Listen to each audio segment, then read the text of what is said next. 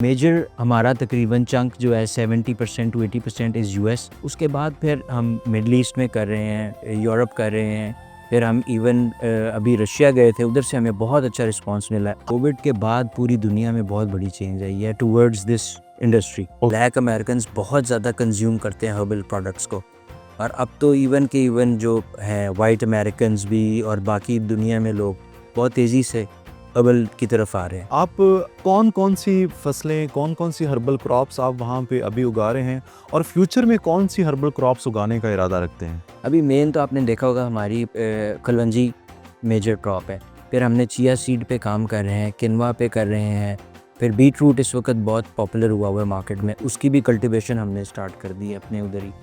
इसके अलावा और भी इंटरनेशनली जो कि आ रही होती हैं हमें क्यूरीज़ कि भी ये इस वक्त हॉट आइटम है, इस वक्त हमें ये चाहिए, उसके ऊपर हम प्रोक्योर पहले तो इंटरनेशनली प्रोक्योर करते हैं, फिर कोशिश कर रहे हैं कि अपने फार्म पे ही उसको ग्रो किया जाए। मैक्सिमम कितनी प्रोडक्ट्स आपके पास हैं जिन पे आप काम कर रहे हैं, और कौन कौन सी हैं उनमें, और सबसे फेमस प्रोडक्ट्स आपकी कौन सी हैं? इसमें मेजरली हमारी कैटेगराइज अगर किया जाए तो हेल्थ केयर, फिर स्किन केयर, हेयर केयर और पेन रिलीफ, ओके। इसके ऊपर हम मेनली फोकस कर रहे हैं।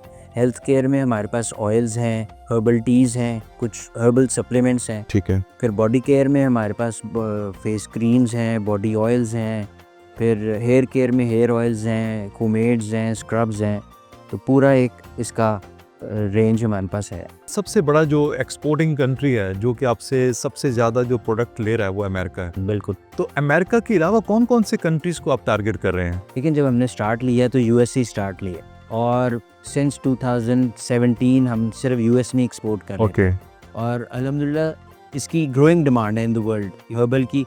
और उसके बाद जब कोविड हिट किया तो उसके बाद तो हर्बल की आपको पता है पूरी दुनिया में डिमांड एक बहुत इंक्रीज़ कर गई।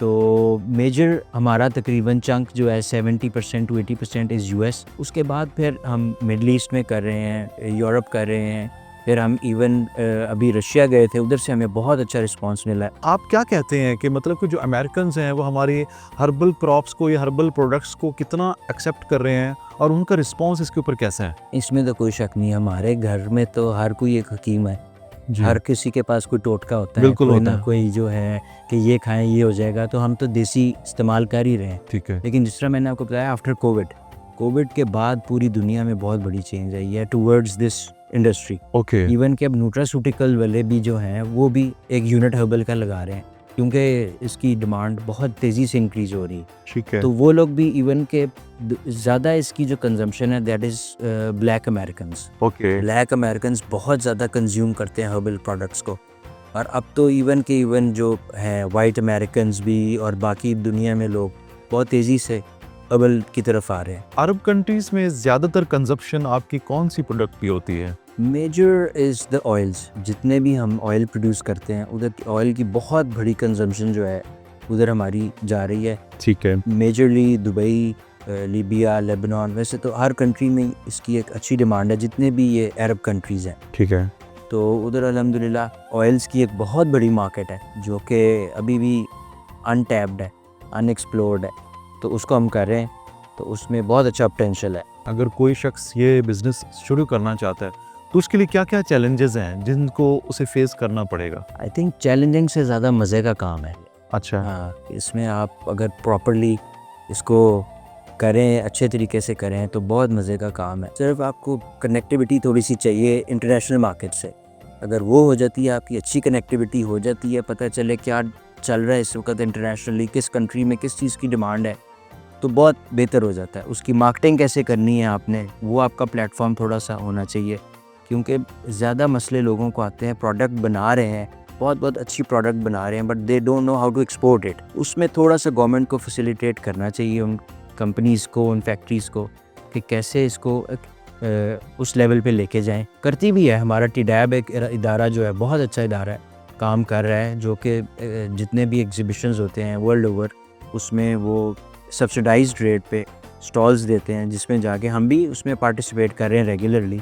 तो वो एक बहुत अच्छा है, लोगों को जाना चाहिए उसमें बहुत अच्छे कस्टमर्स मिलते हैं, तो इस तरह एक्सपोर्ट बढ़ाई जा सकती है। अगर कोई किसान हर्बल क्रॉप्स उगाता है तो आप किस तरह उनको फैसिलिटेट कर सकते हैं, किस तरह उनकी फसल को आप खरीद सकते हैं? हम ऑलरेडी कर रहे हैं जी, ठीक है। ऑलरेडी फैसिलिटेट कर रहे हैं और हम खुद भी लोगों को कह के लगवा रहे हैं जो क्रॉप्स हमें चाहिए होती हैं जिस एरिया की, हम ऑलरेडी लगवा रहे हैं। तो इसमें फार्मर का भी कसूर नहीं है क्योंकि फार्मर के पास जिस तरह आप सही कह रहे हैं मार्केट नहीं है। उस मार्केट को कैप्चर करने के लिए आई थिंक थोड़ा सा अगर गवर्नमेंट स्टेप अप करे, जितनी हमारी इंपोर्ट हो रही है इन हर्ब्स की, और इंपोर्ट हो रही है बहुत अच्छे डॉलर्स की इंपोर्ट हो रही है, उसका थोड़ा सा डाटा कलेक्ट करके उसकी इंपोर्ट रोक के एक कोई मैकेनिज़्म ऐसा बन जाए कि हमारे फार्मर को पता हो कि मैंने कितनी उगानी है, मेरी इजीली बिक जाएगी। तो अगर वो हो जाए तो मैं कहता हूँ कि एवरीथिंग इज़ पॉसिबल, जिसमें हमारी दो फ़ायदे हो सकते हैं। एक तो इंपोर्ट का जो हमारा बिल है वो कम हो सकता है, प्लस हमारा एक्सपोर्ट्स इंक्रीज़ हो सकती है। हर्बल क्रॉप हमारे किसानों के लिए कितनी बेनिफिशियल हो सकती हैं आम रिवायती फसलों की निस्बत? ये रवायती फ़सलों की इस वक्त तो हालात कोई अच्छे नहीं है क्योंकि उसकी जो प्राइस मिल रही है, सपोर्ट प्राइस या जो भी, वो बहुत कम है।